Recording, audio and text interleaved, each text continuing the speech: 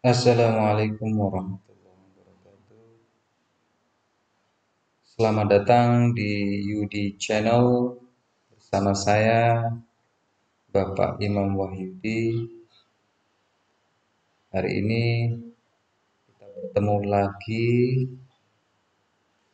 yaitu tentang perubahan ujian nasional di tahun 2021.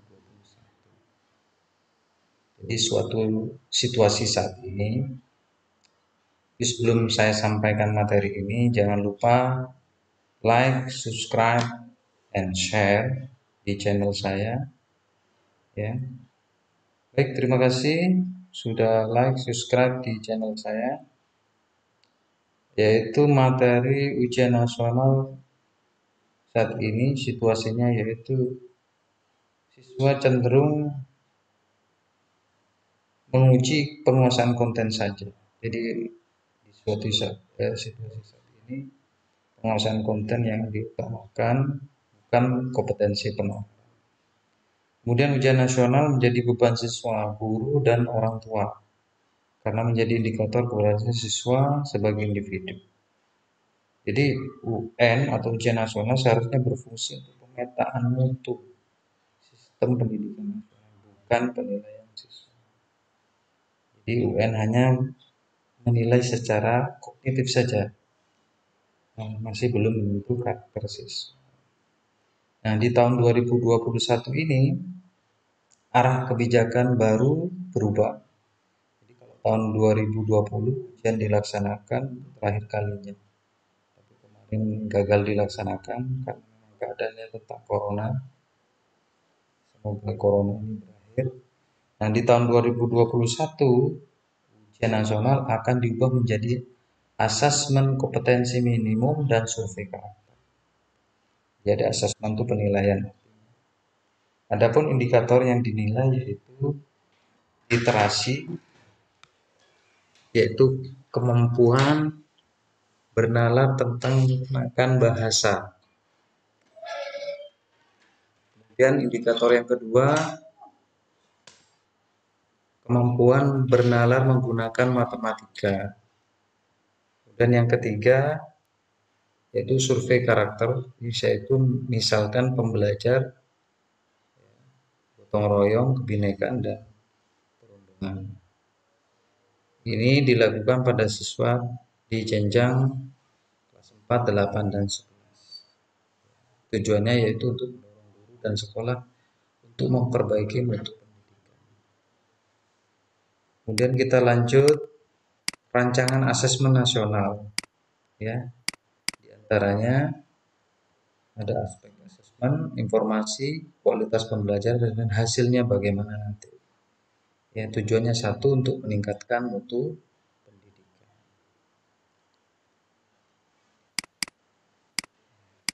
Kemudian ya, asesmen nasional yaitu penunjuk arah tujuan praktek pembelajaran. Ini ciri-cirinya. Ya. Jadi asesmen nasional yaitu memberikan gambaran karakter esensial sebuah sekolah yang efektif dalam mengembangkan kompetensi dan karakter murid. Kemudian ya, asesmen nasional yaitu dirancang untuk memotret mutu proses dan hasil belajar yang mencerminkan kinerja sekolah sebagai umpan balik berkala yang objektif dan komprehensif bagi manajemen sekolah, dinas pendidikan, dan Kemendikbud. Ya, nanti murid kelas 5, 8, dan 11 maksimal 30, SD 45 untuk SMP, SMA, SMK dipilih secara acak atau random. Ini yang nanti mendapatkan tes atau kuesioner di administrasi. Guru pun juga sama, kepala sekolah pun juga sama. Ini kita lihat. Jadi kemudian aspek nasionalnya, asesmen nasionalnya, ya siswa nanti diuji dengan AKM literasi dan numerasi.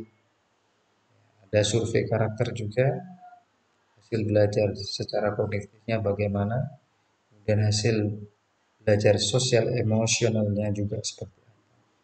Guru pun juga sama, serta kepala sekolah, yaitu ada survei lingkungan belajar, ya, kemudian karakter input dan proses pembelajaran. Kemudian lanjut, apa yang diukur di AKM? Yang diukur yaitu salah satunya indikatornya yaitu asesmen kompetensi minimum. Di antaranya adalah literasi membaca. Apa itu literasi membaca? Yaitu kemampuan untuk memahami, menggunakan, mengevaluasi, merefleksikan berbagai jenis tujuan teks beserta menyelesaikan masalah. Dan aspek normasi diantaranya yaitu kemampuan berpikir menggunakan konsep, prosedur, fakta, dan alat matematika. Kemudian indikator yang kedua yaitu survei karakter.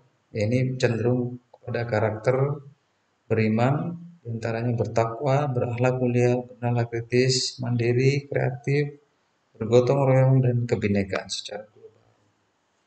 Dan yang terakhir yaitu survei lingkungan. Kemudian komponen AKM ada literasi membaca seperti tadi. Ini ada bagian-bagian, kemudian ada aspek numerasi, diantaranya ini ada bilangan, konten, ada pengukuran dan geometri, data, aljabar, ada proses kognitif dan konteks. Bentuk soalnya seperti apa, Pak? Bentuk soalnya ada soal objektif. Nah, ini berupa pilihan ganda, hanya satu jawaban benar. Ada yang pilihan ganda secara kompleks. Ada yang menjodohkan.